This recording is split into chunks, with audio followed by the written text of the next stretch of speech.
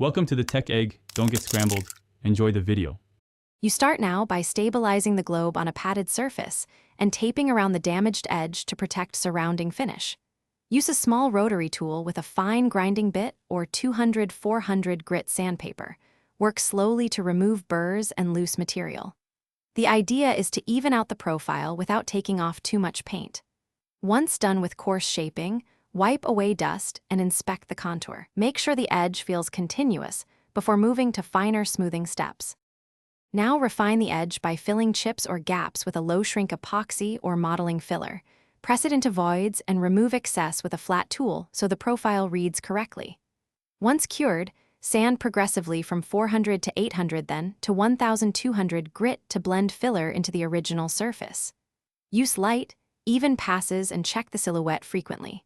When the edge feels seamless, wipe with isopropyl alcohol. Make sure no residue remains before color matching and sealing. For the final finish, apply a thin primer layer, then color match paint in light coats until the repaired area blends. Follow with a clear coat to restore gloss and protect the edge. Allow full drying between coats and wet sand lightly with very fine grit if orange peel appears. If you see cracking or separation later, check adhesion, remove the failing repair, roughen the surface, and use a primer designed for the substrate. That troubleshooting step fixes most recurring failures. Thanks for watching. Consider subscribing if I helped unscramble your problems.